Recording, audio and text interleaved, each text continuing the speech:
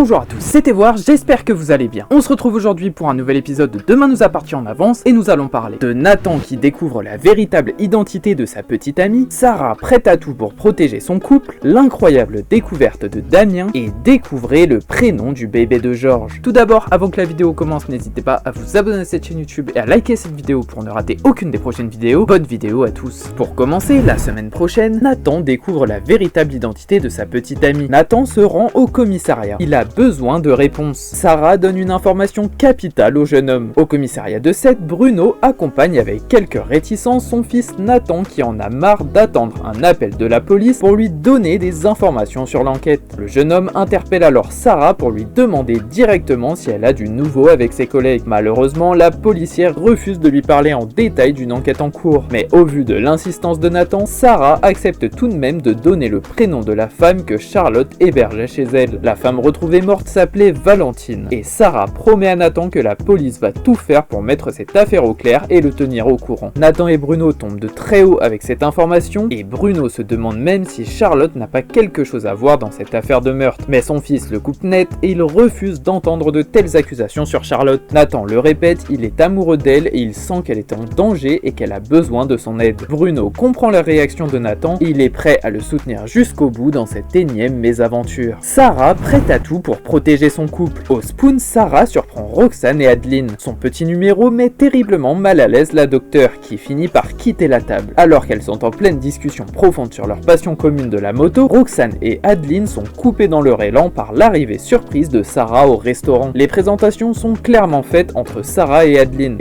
a rapidement enregistré que la policière était là pour marquer son territoire. Sarah s'installe même à la table des deux femmes pour faire comme si elle s'intéressait à la moto. Les sous-entendus s'enchaînent à la table du spoon et Sarah fait comprendre à Adeline qu'il faut mieux parfois abandonner quelque chose qu'on ne peut pas obtenir pour ne pas se faire du mal. Et bien évidemment, ce conseil est aussi valable pour la moto que pour Roxane. Le malaise s'installe et la docteure ne tient plus et elle préfère partir pour laisser Sarah et Roxane tranquilles. Prétextant une garde de nuit, Adeline s'éclipse du spoon, laissant alors le couple complice rire de cette situation un peu cocasse. L'incroyable découverte de Damien. Damien fait une découverte qui risquerait de mettre en péril le plan de Simon Leclerc. Aurore est ravie. Nordine, lui, ferait mieux de rester loin de cette affaire. Au plein cœur du pôle scientifique du commissariat, Damien est en pleine analyse d'un cheveu retrouvé lors d'une perquisition chez l'avocat Simon Leclerc, qui promet de révéler beaucoup de choses sur l'enquête. Nordine débarque alors pour harceler Damien de questions, mais le policier ne compte pas lui parler de l'enquête en cours, tant qu'il n'a pas de preuves concrètes. Mais Nordine insiste et il refuse de partir sans savoir si sa mère Myriam est impliquée de près ou de loin dans une affaire de meurtre. Heureusement pour lui, Damien lui prouve le contraire. Mais il n'aura pas le temps d'aller dans les détails car Aurore n'était pas loin et elle demande à Nordine de quitter les lieux sur le champ. Suite à ça, la policière demande à Damien s'il a trouvé quelque chose grâce au séquençage. Et c'est le cas. Le cheveu retrouvé appartient en fait à Valentine, la femme récemment retrouvée morte, ce qui pourrait potentiellement impliquer Simon Leclerc dans cette affaire. Aurore se fait alors une joie d'aller interpeller notre cher avocat. Enfin, la semaine prochaine, découvrez le prénom du bébé de Georges. Alors que Vanessa est sur le point d'être ramenée en cellule, elle supplie Georges de lui donner des nouvelles de leur fils. Il lui a d'ailleurs déjà trouvé un petit prénom. Comment évoluera cette relation père-fils? Dans sa chambre d'hôpital, Vanessa passe un agréable moment avec son nouveau-né. Mais le moment ne se fait pas long car la police est déjà devant l'hôpital avec le fourgon. En pleurs, Vanessa Lehmann fait alors ses derniers adieux à son petit bout de chou, qu'elle ne reverra probablement jamais. Et elle demande à Georges de bien prendre soin de leur bébé. Elle va aussi le supplier au plus haut point de la tenir au courant au moins une fois par an de comment leur fils grandit car elle veut savoir quels auront été ses premiers mots et ses passions. Malgré leur relation plus que compliquée, Georges accepte toutes les demandes de la mère de son enfant. Vanessa retrouve alors ses menottes et juste avant de quitter la chambre avec les policiers, elle demande à Georges quel prénom il a choisi à leur enfant. Ce sera sa dernière parole. Georges révèle à Vanessa que leur petit bébé s'appelle Lucien. C'est un moment riche en émotions et Georges ne peut pas contenir ses larmes même après tout ce que Vanessa a pu faire. Cette vidéo est déjà terminée, j'espère sincèrement qu'elle vous aura plu. Je vous le rappelle, n'hésitez pas à vous abonner à cette chaîne YouTube et à activer la cloche pour ne rien louper. C'était Voir, merci à tous,